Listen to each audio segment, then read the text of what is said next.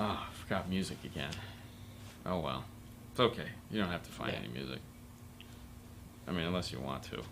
It's not that important. They gonna pop out like boom. I know. It's like, there we go. Look, hang on. What? What are we hanging on to? I got something new. You got something new? Yeah. Oh, did you been working on some stuff? For I was doing something. Oh, and cool. Then it's like, I think it's like. Oh wow, what is that? Oh, dirt. Ah, I got dirt on me. What the heck, man? Oh, that sounds good. Hey guys.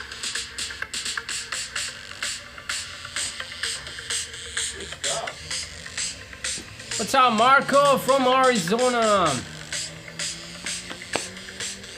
See, the only thing I see right now is 2 comments. Christian and Marco, that's it. But I know it's 26 viewers right now, and it's like... Did you shut the compressor? No. There you go. There you go, boom, see? What's going on, guys? Edgar. Oh, yeah? So, yeah. Oh, yeah, it's good. It's good. That might work. I kind of like that. Fang of Truth. What's up, man? Tennessee, 55 degrees. Honestly, 60 over here. I was going to say, it's like... 60 over here. Yeah, it's freezing. I'm freezing. Oh, slow down. No, I'm freezing. It's not Dude, I'm cold. Look, all my hair is standing up. It's freaking cold. What's up, Jason? So another week has come and gone, full of fun and excitement. Car turned out good. The Traverse, she really liked it. We got to demo that, and then of course we also got to look at her husband's car that we didn't do. But it has the same system. Very similar. Almost very similar system. Yeah. Very similar system, just done very poorly. Yeah. So somebody did. Somebody else did it. We just. So, you know, the only reason I bring it brings up an interesting point. A lot of the times earlier today included, we were talking about, did you video the RAM this time? Nope. Well, we suck. We get a lot of questions about noise, engine noise and stuff like that. And the funny thing about this one is, very similar systems. They both had the RP 1500.1. She had the Mini SK 404, and he had room, or what he really didn't, but they put the RP 75 by 4, something like that. Yeah. And 44 here. Nice, nice. Oh, okay. Hold on. Wait. Sorry. Go ahead. Out of topic. I didn't know the Adidas has the headquarters on Portland, Oregon. Adidas does? Uh-huh. Well, so that's like a soccer dream come true? No, I watched yesterday how they do the running shoes. Oh, so yeah? You might watch it. It's pretty cool. No. But I don't know. Well, there you go. Well, anyways, so Nike. You sure it wasn't? It was Nike. This guy says Adidas, and it has 2 big shoes outside. Portland, Oregon. I don't live in either one, so I'm good. And I don't use either brand. Anyway, anyways, real quick. Go ahead. So back to car audio. They brought it in. They wanted us to just tune it up real quick. Whatever that means. And the first thing we noticed was these giant noise filters. And we're like, oh God, really? So we pulled the noise filters out, put the RCs in, turned the gains all the way down because... And I told Fernando, I said, hey, all right, so we turn the gains all the way down, set the crossovers, check the radio. I said, all right, let's roll the window up. Let's play a 0-bit track on our CD. Now, a 0-bit track is exactly that. There's no sound coming from it, but it tells the source that there is a sound playing. So it's a great test for testing for noise because you can turn it up and you can hear it. You can hear flow noise, you can hear engine whine, you can hear all that other fun stuff.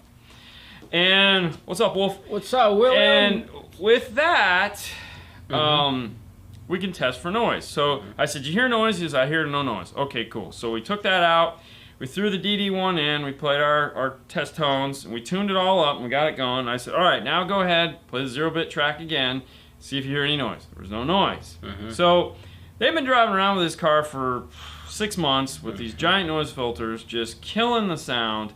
And it was a gain issue the whole time. The place that put it in doesn't have the tools to test. They don't have an oscilloscope. They don't have a DD1. They probably, hopefully they have a digital multimeter, but I doubt it. You never know. You never know. Never know. Stranger things. It's $10 in $10 at the cheap tool store. Yeah. So, or you get it free actually at the cheap tool store. The flyer they send out once a month. My point is, the noise they tried to fix with a noise filter. They were complaining that, like, you know, he's like, I can only turn, the volume maxes out at like 22, and it's like, a 22 on a Pioneer is only like Can't afford volt and a half. 25 hertz, it's a lot. But yeah, have either of you ever installed an alternator in it for a system? Yes. Yes, I've done it. And Oh yeah? Oh yeah, it was horrible. Okay.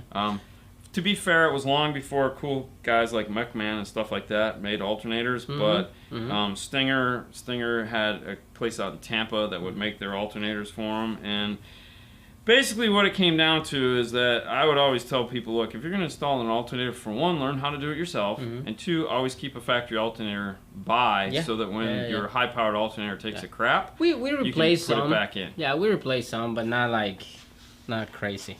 What's up, Johnny? What's up? Okay. Is the Ampro AP4 GM61 with the DSR1 still the best setup for 2018 Chevy Silverado non-Bose 8-inch screen? Thank you very much. Yeah, so yes, I would say yes. Just depends how much room. So like when we look at our current inventory, that usually is what dictates what we are going to sell for the car. Looking at some of the other things that are available now as opposed to back then, the DSR1 is definitely a fun little piece. It's price point wise, it's nice.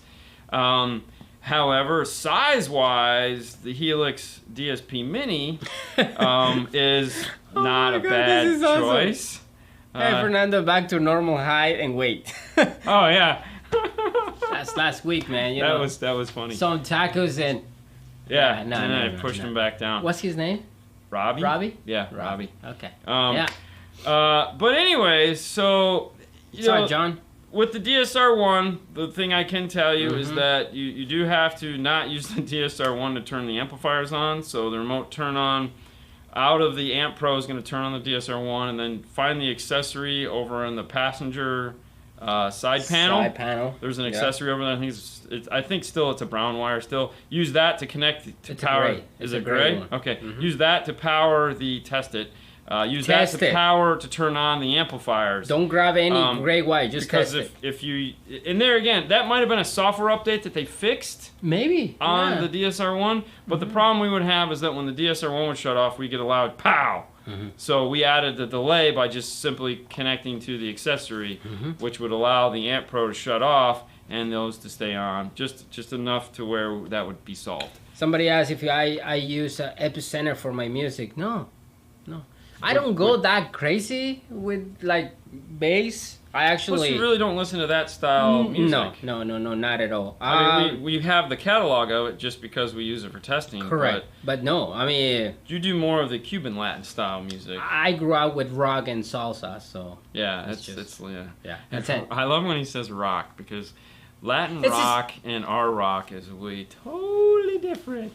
Yeah, totally different. Yeah. And it's a funny topic too because we were just talking about on iTunes. Yeah. I listen to jazz a lot just because it's just background noise when I'm driving home because my brain wants to do its thing and it just needs something that so I don't listen to the creaks and ticks in my car. Yeah. What's up, Daniel? And Connecticut. One of the options on jazz was Latin jazz, and I was like, Latin jazz. I mean, because jazz is primarily a USA thing, and I get why. So we had a whole discussion on how Latin jazz probably came about. There again, we were speculating because we can do that. It's total BS, but who cares? Yeah. And then we were listening to it, and I was like, I feel like in some cases the only thing that qualifies something as Latin jazz is that the guy's name is Latin. Because the jazz he's playing, there's like, it didn't have a bongo, it wasn't Latin jazz. Hey, man. But that was Latin rock music. That sounds nothing like AC/DC. No. But I love Spanish rock. When installing door speakers in a 2011 Camaro, do you guys run speaker wires through the doors or use factory plug? Use the factory plug. I have a 2011 Camaro. And one of the biggest problems I've had was getting wires through the door. And we finally figured out that we can fit like an dual 18 gauge through the door. very difficultly, there is one hole left on the door. There's nothing there. There's not an open, and it is a waterproof connection that goes like this. There's one hole that's about the size of a 12 gauge wire, and if you get in there just right, you can do this with a Dremel tool so that you can widen it just enough to thread an 18 gauge, like a dual 18 gauge speaker wire through it, and that's it. That's as lucky as we've gotten on that car. And yeah, so and it literally took me staring at it going, do I really want to do that? I have to. So yeah, but yeah, we finally and actually at some point we'll film me doing it because we only did the driver's side. We haven't got to the passenger side yet. I like that group also, man. What group? El Tri? No. Oh, that's my favorite group. Was that your favorite group? That's my favorite group. I grew up like that. Yeah. Right. This one too. Okay. Can Jeff Smith be more realistic when he charges to tune systems? No, actually, it's not a bad price. No. I mean, when you figure he's going to spend 2 hours to do it, $150 an hour. And you know, in the end, it's going to be right. Yeah. So it's just like, yeah. Or at least right now. Is there a device to make a stereo in my Honda that will leave the stereo going when you turn the ignition off till you open door like a domestic vehicle? So basically, you want a feature called RAP, which is retained accessory power. Not RAP. And yes, you could actually make the circuit yourself with some relays and diodes, because what you need it to do, and you could probably use a TR7 and a resistor, no, a diode. So you could probably use a TR7 to build the system, but basically what you want is something that retains accessory power until the door pin tells it not to. So Bosch used to have a diagram of how to do that. I would search build your own RAP circuit. I'm sure somewhere on the internet that exists, but it's a relay and it's a couple diodes. Yes, diodes. So that you can limit the current flow back and forth so it doesn't keep the rest of the car on. Wolf, actually, Dago Rodriguez, he put 2 of the bands that I listen to, so just check them out. Well, there you go. What were they? Just name them real quick. L3. L3. L3. T-R-I. Yeah, T-R-I. Yeah. Yep. And Molotov, El Aragon. Whoa, Molotov? Like Molotov Cocktail? Or just like... Molotov. Spell it. M-O... Yeah. L-O-T-O-V.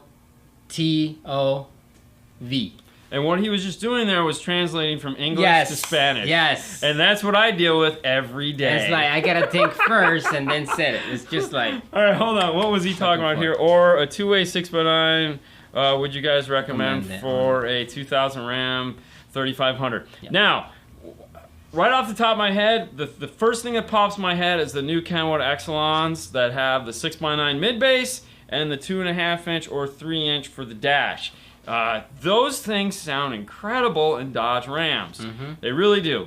Otherwise, yeah, any set of component 6x9s, like Alpine has 3, Focal has 1, Audison has 1 now. Everyone has 1 now, but in the Ram, I feel like that Exelon has been doing extremely well. I think Jason would agree with me on that one. Yeah. It's just a really good sounding 6x9, especially whether it's the factory Alpine or not. Boom. We haven't done anything with Zabco amps. We're still just playing with the DSP, but we haven't got anything onto the amplifiers. Right. We never really talked to them about amplifiers because it's an amplifier. It's an amplifier, yeah. Just knowing Zabco's build quality and their history and looking at them at Knowledge Fest, I don't think you're going to do anything wrong. Like, you can do no wrong buying their amplifiers. They have a very high build quality. It's a very good product. So, if someone was asking me, would I get these? Yeah, of course I would. What's up from Germany? Any thoughts on the Chinese head units like Zeta? It's a hit or miss. On those Chinese head units, it's a hit or miss. Man. You get a guy that has one and like, they have nothing but great things to say about it, and then that same guy says the same thing about... I have terrible luck with it. So, is the Audison Bit 8.9 any good? Is that a trick question? No, it's awesome. It's phenomenal, man. I mean, if you have the money, don't drop it. If you have the money, I mean, definitely, it's. You mean this right here, Yeah. this 8-channel DSP amplifier that has, if you're connecting to a factory system, has the ability to do summing as well as auto EQ correction. Yeah. And then it has a 10-band parametric EQ for Toslink each input. channel. Temple. What is that? But yeah, no, this is a very nice amplifier. This is what we put in the Porsche that powered all the Audio Frog system. We actually used this to do a 3-way set of Audio Frogs. No, I'm sorry, not this. My bad. This is what we put in the BMW. Correct. Jackie's car. I'm like, we went with a 3-way active set. So what we did is we did a the Prima. No, we did the Prima. We did the Prima mid bass Mm-hmm. underneath the seat, which would be considered the subwoofer. We did the Prima mid range in the door, and then we just set a Morel tweeters. Don't ask. We also did a set of some of the factory rear speakers in the back, and then we used a T750.1, the Mini T, to power the subwoofer because the 9 on this is out to a subwoofer. Now they do make a small subwoofer amplifier, which is the Prime 500. Which I have over there, which I don't want to dig out. But yeah, no, very nice amplifier. You can do a lot with it. Now, the cool thing about this amplifier is there again, it's one of those what I like to call amplifiers. You can make it as hard as easy as you want. It has this cool little switch right here on the side that allows you to just select the type of system you're going to connect it to. So it has predetermined crossover points and equalization points. So you don't even have to plug it in. All you have to do is turn the dial. So if you just want to get going and see what it does before you plug it into a laptop, you can do that if you want. It's fairly simple as well as awesome at the same time. All right. I got a pack audio for my 2011 Camaro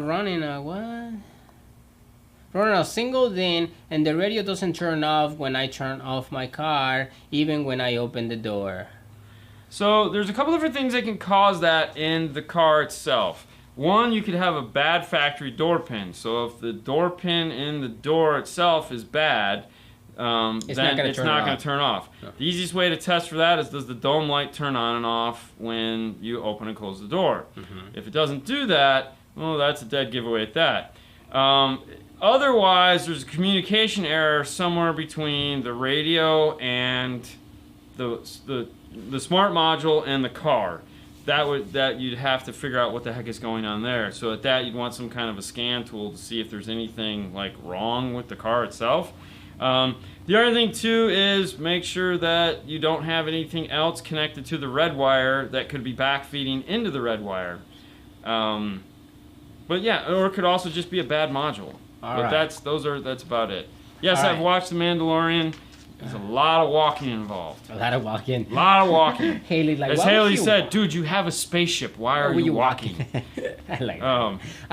I have a 2010 Acura TX with the ELS system. I'm using the factory amp output into the JL Audio 900.5 amp, and the preamp has a fixed volume. Why is my right side louder than my left side? That's an interesting, That's crazy. No, there's probably a reason for it. Like maybe, I don't know. I mean, that's a tough one. I mean, Australia. So first off, did we get the right wires? That'd be the key. Like all it would take is like the wrong ground, and that would cause those issues. But yeah, that's a tough one. I mean, because I would just make sure you have the right wires. That's really the only thing I can think of that caused that. And what I mean by right wires is maybe there's a set of other wires other than speaker wires. So for example, in some of the other cars, there is more than just a left and right set of audio coming from the radio. There's the main left and right set, and then there's like a monitoring, and then there's like door chimes and sensors and all this other crap. But it could also just be a bad preamp on the factory radio that is causing the issue. So it's a lot of testing. Yeah, it's just, yeah. Okay. All right. All right. If you had 2 channels left over on the audio control D1200, what shallow 10-inch sub would you choose? When it comes to shallow woofers, I recommend the Comp RTs. I really like the Comp RTs. Now the new L7Ts.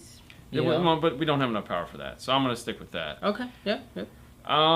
two-way, three-way, or four-way again on the Dodge Ram.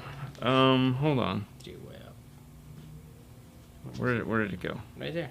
All right. Two-way, three-way. Does a lot of music I listen to is EDM, hip hop, rap. Appreciate the help. Love the videos. If we're just talking straight 6x9, typically your two-way is going to be more expensive because it's going to have a better tweeter in it, and the three and the four-way are just going to be compensating for a lack of good tweeter in the first place.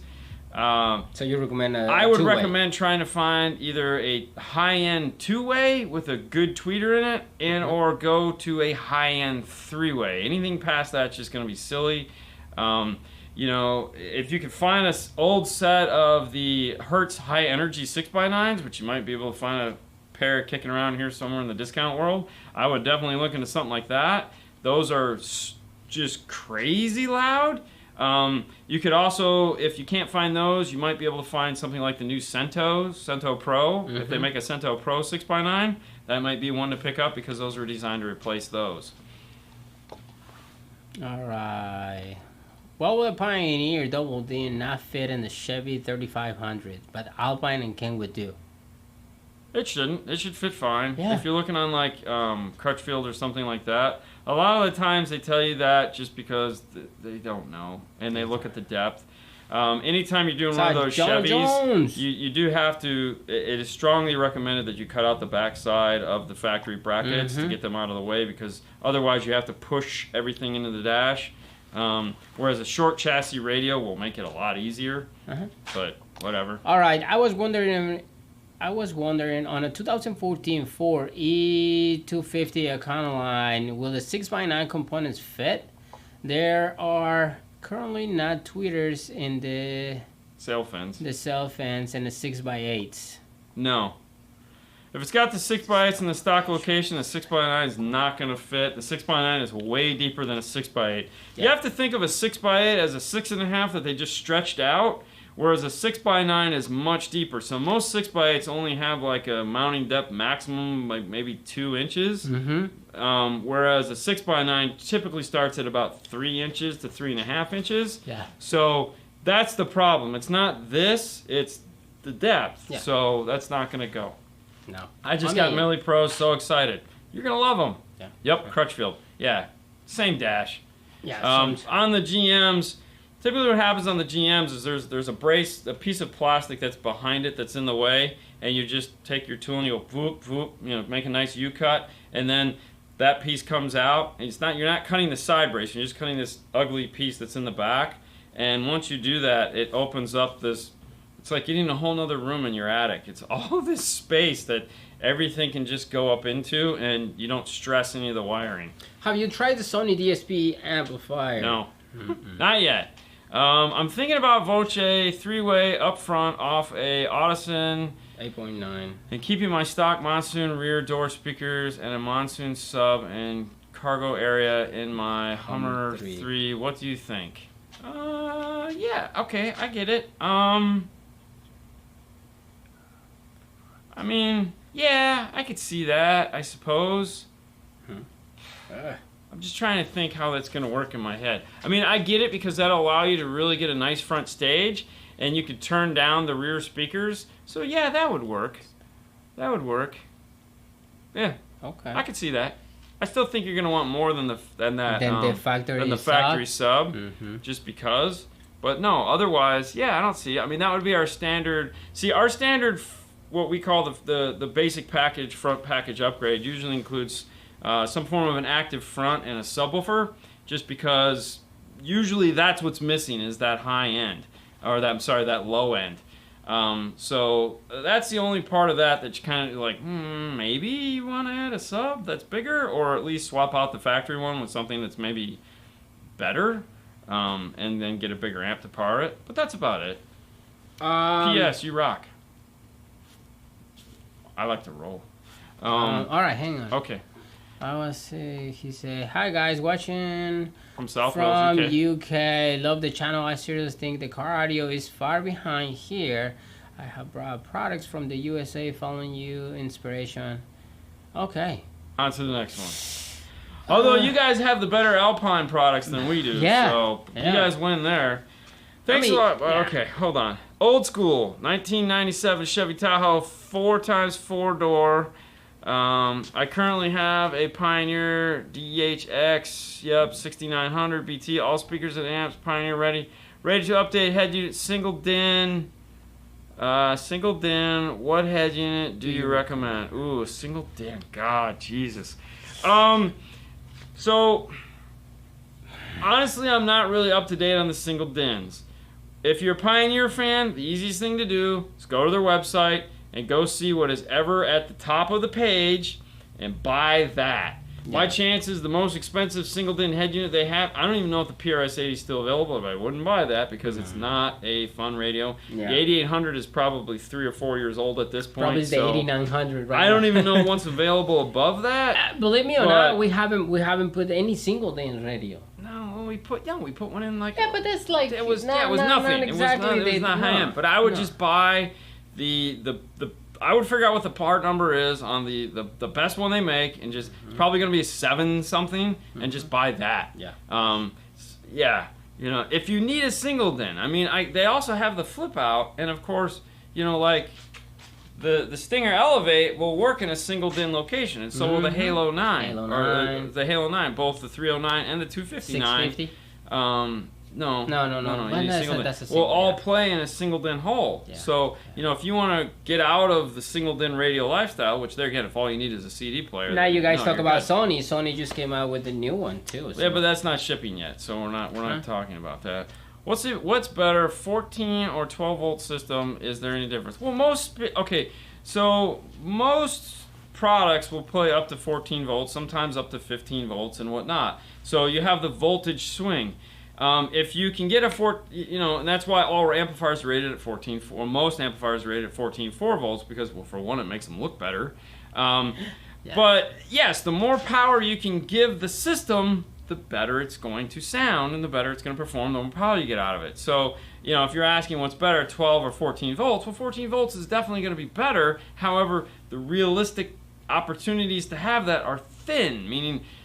you're not. I mean, unless you're buying a big alternator to do that, my guess is you're not going to be operating at 14 volts. You're going to be somewhere in that 13.5 range, which is normal. That's why when we were at Kicker and we tested the amplifier, I was like, let's test it at 13.5, because that's what most cars, when we test them, are at, is 13.5, and that's power coming off the alternator at that point. It's out from Cali. You know. All right. Can the tweeters be mounted in the self and location on the 2014 for E25? Depends on the size tweeter that you get. Yeah, the deepness. And also, okay, when you're trying to decide if you're going to mount your tweeter on the sail fins, close both doors and see if you can see the sail fin. A lot of the times people, and I've seen this. I've had guys come in that have tweeters mounted on sail fins, and when they close the door, they can't see them because they were trying to figure out where to put them before they shut the door, and it closed right into the dash. And you're like, oh, that tweeter's got to sound amazing. So really what you have to do is figure out, one, how big of a tweeter are you trying to do, and two, do you have room where the area is going to be once the doors are closed? Maybe take some blue tape and mark it off, and then you can kind of figure that out. How about I add a shallow mount JL audio sub under driver's seat? Yeah, that'd be cool. In the Hummer H3. Sure. I'm just thinking that, you know, you're going to be doing all that. A little bit more impact is probably going to make it sound better. I only have 3-foot ground cable that came with the kit. Should that be good? Yeah. Normally, every kit comes with the 3 feet. I mean, that's the standard length. The shorter, the better. The only time you need a longer ground is if you have a car that isn't made out of metal that is groundable, or the car is too long and the ground in the back sucks. So, case in point, any F-150. Now this is, all right, F-150s. F-150s are an aluminum car. Aluminum is conductive. However, where aluminum sucks as a build for a car is that they glue the cars together. So it's not like they've done a really good job welding panel on panel. So the resistance between the front and the back sucks. Now, I understand a lot of people go, well, aren't there factory ground points? Yes, there are. However, a factory ground point is only as good as what they were intended to power in the first place. So think of it as when you tap into a fuse in a fuse box. So if you've got an amplifier that draws 100 amps of current, you're not going to take that into the fuse box on a 20 amp circuit. You're going to go directly out to the battery. Now that ground point in the back, when the engineers in these cars now, because these guys are getting way too smart for us, are designing like, I can tap into this ground point here because that is good for 15 amps of draw from that ground point, all right? Because they've just figured that out. Now, I'm gonna go put an 80 amp amplifier on that. Well, it wasn't rated for that. It was only rated for 15 amps. So just like a fuse now I've created a problem for that car because it's going, wait a minute, it wasn't made to do that, all right? So when you're getting into these aluminum cars, that's where the ground points, even though there's a factory ground point, and we've said it before, if there's a factory ground point, use it. That goes out the window when you're dealing with these aluminum cars. To be safe, go to the battery. Go to the Just battery. what you do. And honestly, in some of these cars that are metal that are new, they're gluing those things together too, and it just sucks. So check your ground plane. Make sure you got good resistance, and it's all good. All right, Robert typed this question twice, 3 times, I guess. Can you install an aftermarket stereo on a 2017 Chevy Equinox?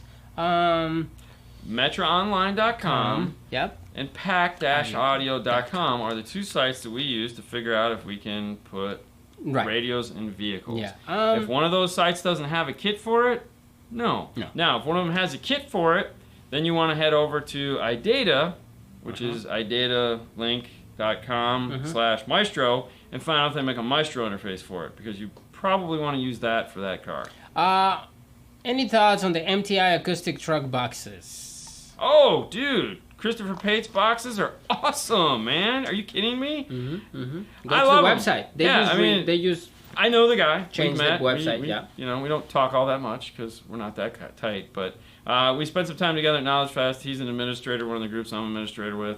But no, dude, they're phenomenal boxes. We got to touchy-feely them when we were at Knowledge Fest just because I wanted to see them. And, you know, anytime people put up tons of pictures of stuff, I want to see it before I recommend it. And he does a really good job. Plus, he's also building the factory Focal boxes, too, which we've done. So, yeah, they're really nice boxes. There's no doubt about it. How can you tell if the car is made out of aluminum? That's a great question. And the easiest way to do that... Hello from Alaska. Is to take a speaker such as this with a magnet on it and go to a point in the car that you will not scratch, and then take this and set it on the car. If it does not immediately go to it, it is made out of something other than steel. It's the easiest way to test. Okay, it's not magnetic. Aluminum isn't magnetic, so you'll know right away when a car is not made out of steel. The other thing too is that if a car is made out of fiberglass, obviously it's the same thing. It won't stick to that. So like Corvettes, they have a big frame rail structure that goes up underneath it. If you can get to that, it makes a great ground point. There's no doubt about it. However, there's very few convenient spots to get to it. So in a Corvette, it also makes a lot of sense just to go to the battery. Can I cut the parking sensor switch on a Kenwood DMX77 and ground it to the stereo? The light green wire on a Kenwood just needs to see ground. Okay. I'm like... It's Pioneer and Alpine that are different. Kenwood and JVC are just simple. Sony is also simple. But with those other brands, they have a reset every time the car turns on and off that they need to see an on-off on their circuit as a safety precaution. So that's why there's products like the micro bypass. Pioneer is funny because their circuit, you can like do it once and then it'll hold it for a while and then it will lose it. But it will also, like in Pioneer, you get warnings like Bluetooth memory is full and silly stuff like that, which we've made a ton of videos on.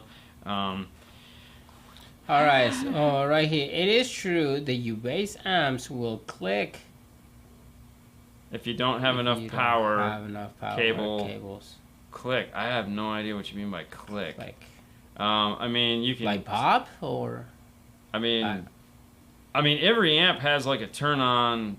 Well, you know, you can get a little like. No, I have no idea what you mean.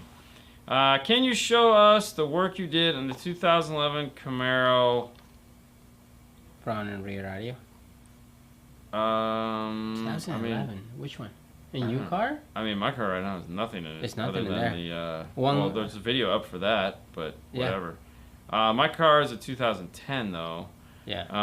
Right now it has nothing in it. It's just the only thing it has in it is a Kenwood 906 head unit and a Alpine 8, the PXE 0850S DSP. That's it. We got a ton of crap to put in it. We just haven't got around to it. I'm sorry I'm late, but any updates on the DIY RTA video? No, and it probably won't be next week either because next week's going to be really crazy, but don't worry, we'll get to it. Yeah. It's definitely... Speakers, yes or not? People love them. The def bounce stuff, which I always say dead bounce or I always say it wrong, but anyways, people love them bounces, you know? Hey, it's Ada. What's going on, buddy? Hey, what's going on? I think he meant clip. Is it true that all sub-amps clip? No. If set up properly, no sub-amp should clip. However,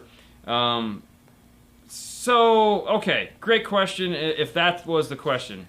Do sub-amps clip? Yes, sub-amps clip. Do a lot of people clip their sub-amps? Yes. Do people, like when you set it for negative 10 dBs of overlap, is it going to clip into the subwoofer? Yes. Can a subwoofer handle that? Most of the time the subwoofer is built big enough.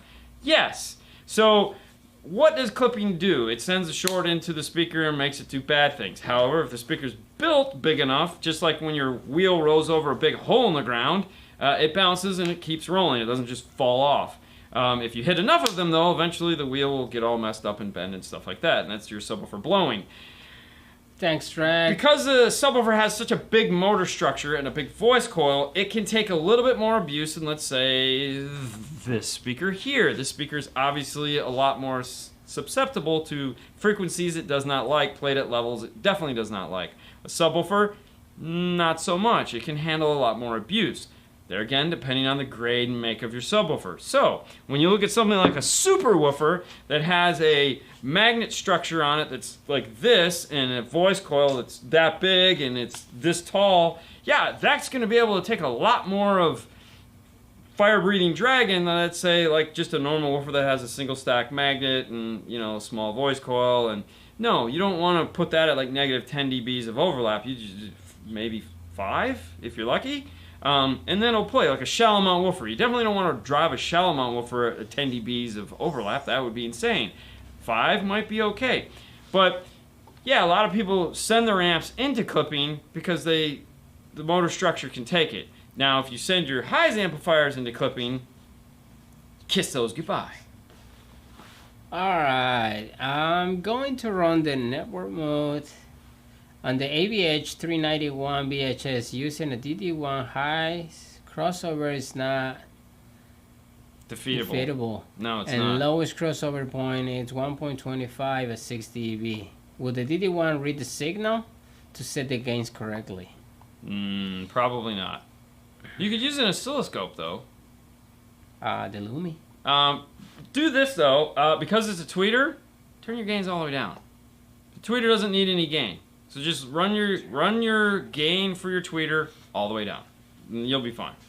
You're gonna get plenty enough wattage to it. You don't need to worry about running it, you know. Don't get all caught up in that. Just keep the gain on the tweeter all the way down. You're not gonna hurt it. You'll get plenty of stuff going to it. Go back up. There was one I was saw. Hold on. Been watching you guys for a while. I gave advice. Detail. Nope, that wasn't it. No. No. Oh, I hit this one. Hold on. What would be the issue if my amp stays on even without the remote wire connected? So, why would your amp stay on if the remote wire wasn't connected? There's a couple reasons for it. A lot of amplifiers now have high-level, low-level input auto-detect built into it, where they automatically turn themselves on and off. If you have if you have an RCA plugged into it, and let's say you have it set for signal sense, well, if there's sound coming over it, it will stay on. Whether there's an amplifier connected, whether there's a remote turn on, because it's seeing the signal sense come on, it'll turn on. And then you have, if it's hooked up to a factory radio, you have what's called DC offset. That's the high level switch. When you automatically switch the amp over to high level, it looks for what's called DC offset. DC offset is a 6-volt DC that travels over the AC sound that comes from your radio. It's a constant. It's there no matter what. It doesn't do anything to the speakers or anything like that. But what it's designed, what our industry has said, hey, there's 6 volts there. I can use that to turn something on. What happens is in a modern car, usually the stereo comes on as soon as the computer wakes up because it's starting its boot up process, or it needs to make door chimes and headlight chimes and seatbelt chimes and all this other crap. So the amplifier will automatically turn on when you grab the handle on the door. It'll just amps on. And then when it sees nothing happens, like when you shut the door and you walk away, it automatically just shut off. A lot of people get confused about this and they think, oh, my amp is staying on all the time. No, it's not. It usually shuts off within... Or when you hit the key Or when you hit fob. unlock on the key fob. So there's a lot of things that could cause an amplifier to turn on without remote turn on. The best thing to do is just sit there, let the car, with the door open, closed, doesn't matter. Just sit there and do this at the amp. I mean, the best see way if it is eventually close shuts it off. so you can see. Yeah. Either way, it'll eventually just shut off. And if it Some of does these shut cars off, take like 3 minutes to shut off. And like, shoot, my Alpine, the DSP, it stays on for what 3 minutes? Stays on for 3 minutes before it shuts to 3 off. minutes, yeah. Yeah. So and that has nothing to do with the car. It just literally stays on. And when you stay there, like, and just you're 3 like minutes, 3 minutes, it's a long Forever. time. Yes. So first off, check and see if something like that is happening, because a lot of the times the amplifiers will just stay on. Now, if it's like an aftermarket radio, very conventional install, and the amp's staying on for no reason whatsoever, it could be an internal short where somewhere inside the power output has jumped over and is shorting out, like the turn-on relay or sensor or component inside the car is burned out. That's causing it. Very rarely does that actually happen, though. Hey, from Hollywood, Florida, what's going on, guys? All right, so hello from Netherlands. Do you know the brand Blam Audio? I have a component speakers and the DSP amp 4-channel and the Rockford Fosgate. Yeah, PS400 amp. Should I go passive or active with the front speakers? Well, if you have the DSP and you have the power, there's no reason not to go passive. I'm sorry, go active. Yeah, why not? I mean, if you have a good understanding of how to set up the crossover, then by all means, go for it.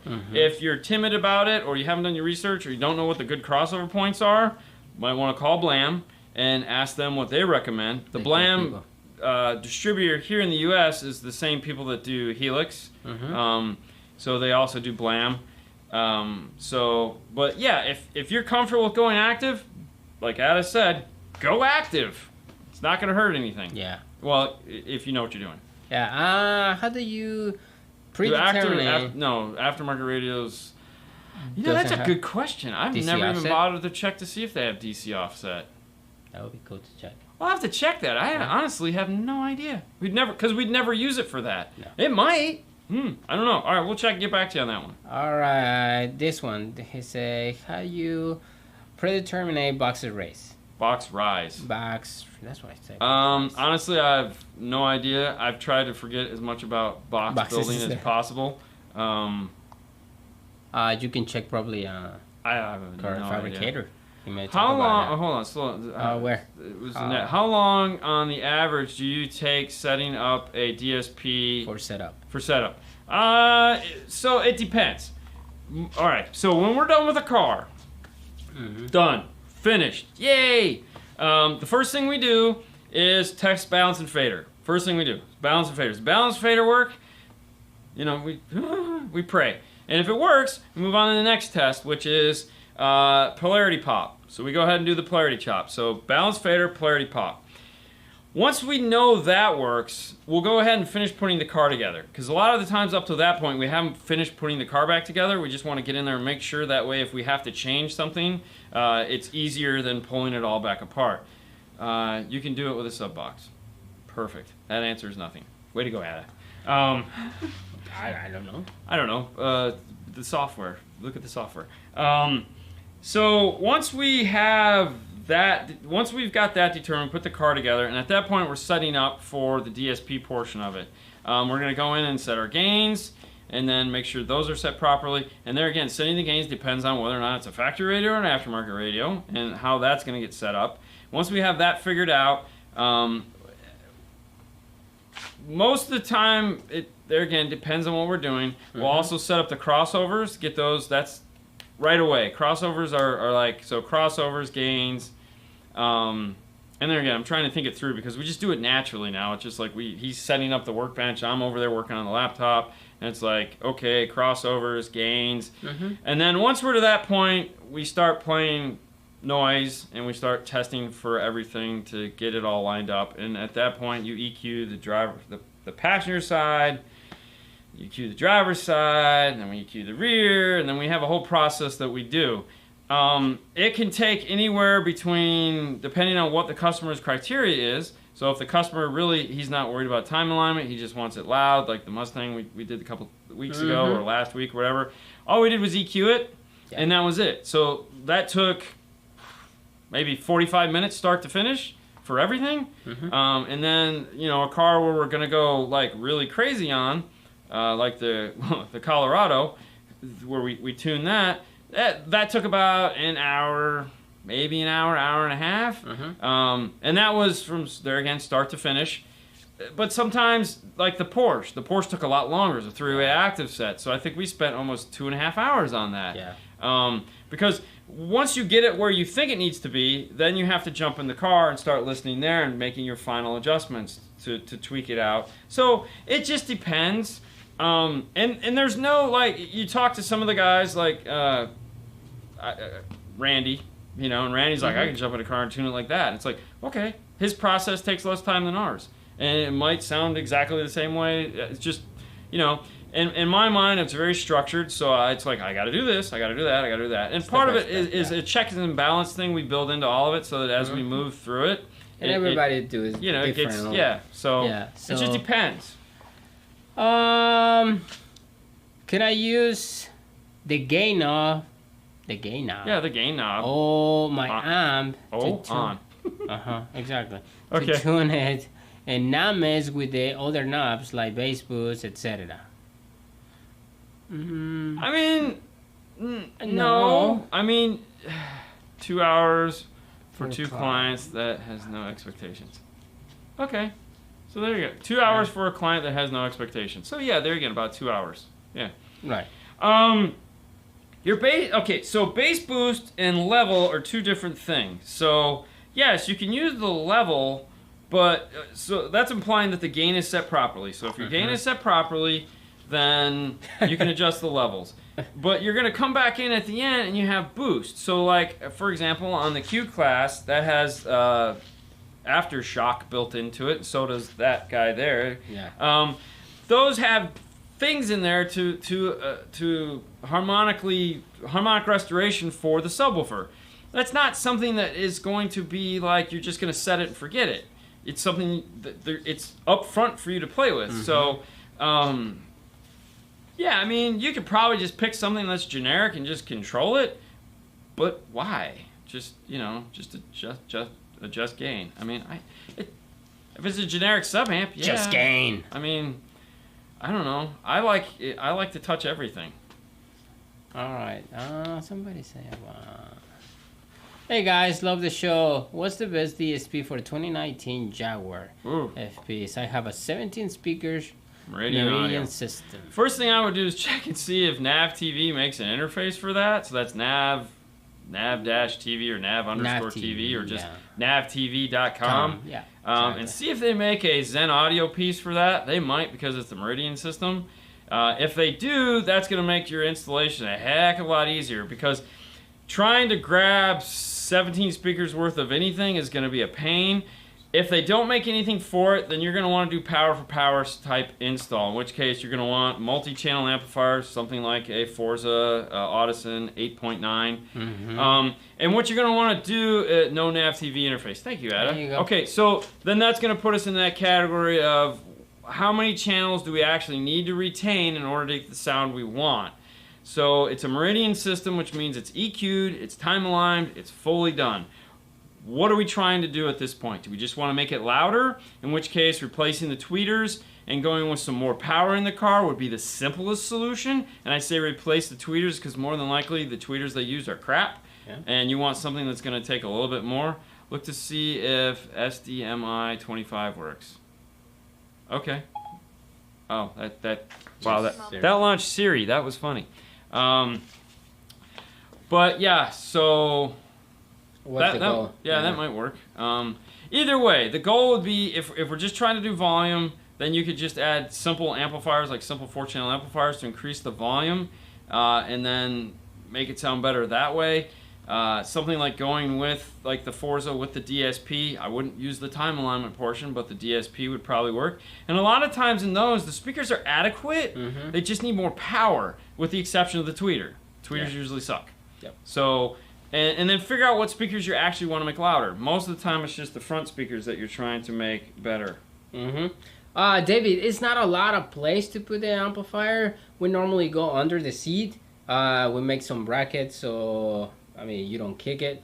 But probably in the trunk, if you pull the carpet, the side carpet out, you might have some space there. But I mean, you gotta check.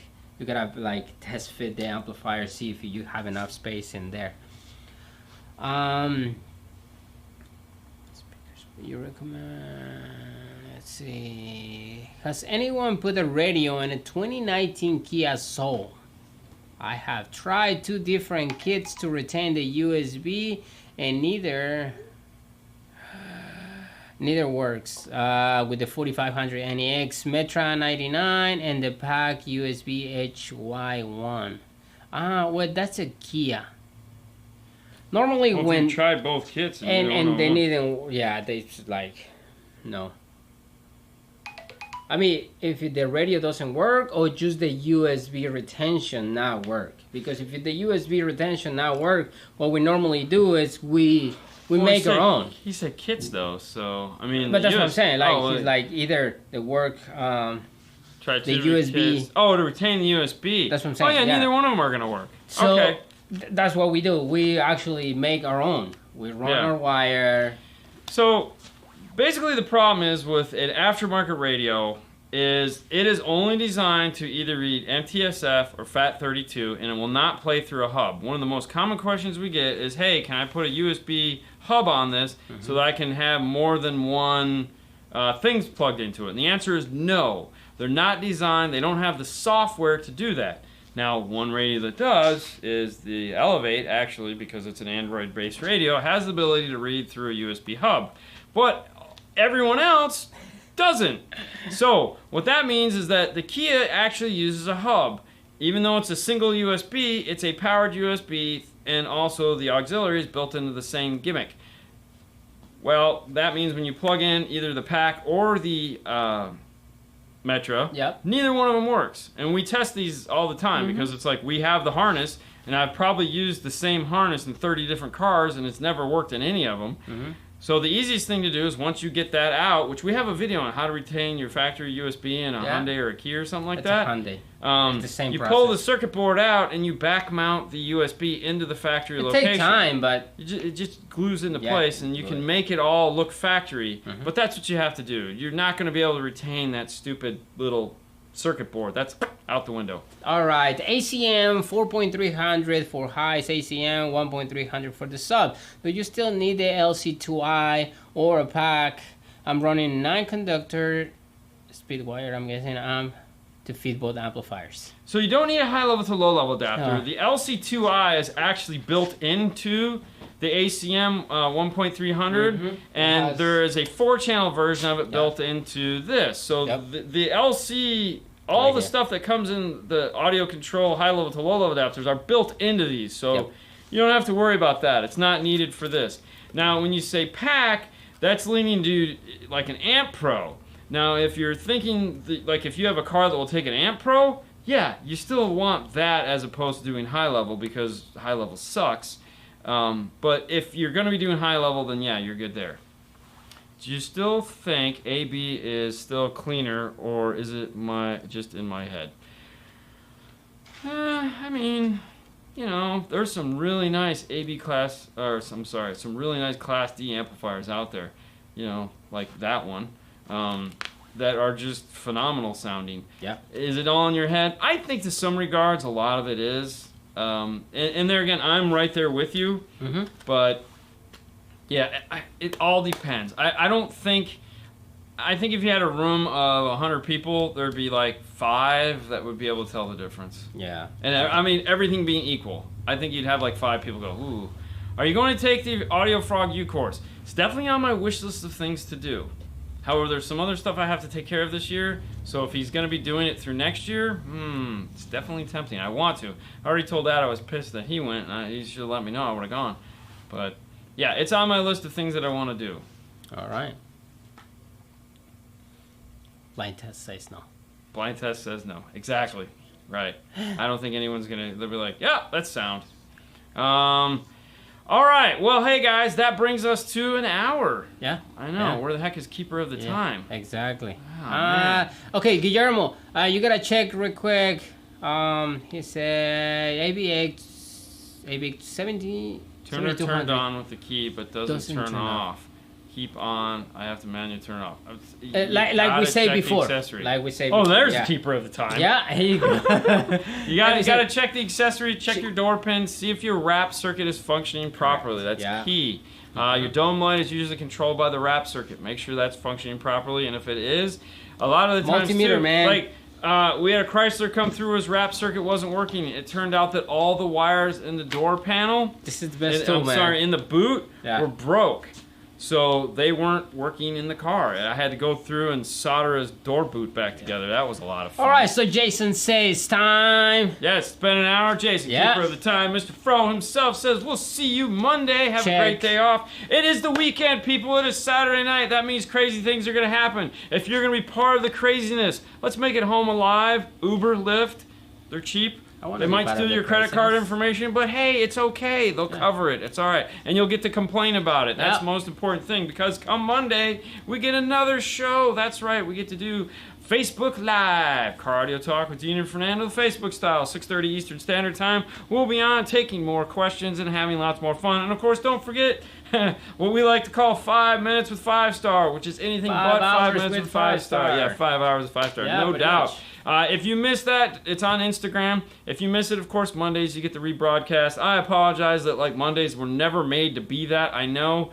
But right now, with as busy as things have been, that's all I got time for. Just run with it, guys. Just run with me here. We're trying the best we can. I know this week I promised you 3 install diaries, but hey, I hit a wall and I had to go to bed. All right, guys. But you guys have a wonderful night as always. We'll see you guys back here Monday. Be cool, be safe. DNF Tool Drawer is a place you can find all the cool tools. Teespring/store/5 stars where you can find the shirts. Not this one, because I didn't get to it this week. Not but this will be one. Up there. Oh, dude, we can't even see what that is. Thank you, Teespring, for making us a crappy batch. They normally look like this. Patreon is a place you can go to support the show. And, of course, yes, I have a podcast that needs to get up, so Bobby, take a breath. It'll be up. I'll try to get it up Sunday night. All right, guys. See you guys. Have a wonderful weekend. Bye. I'm trying.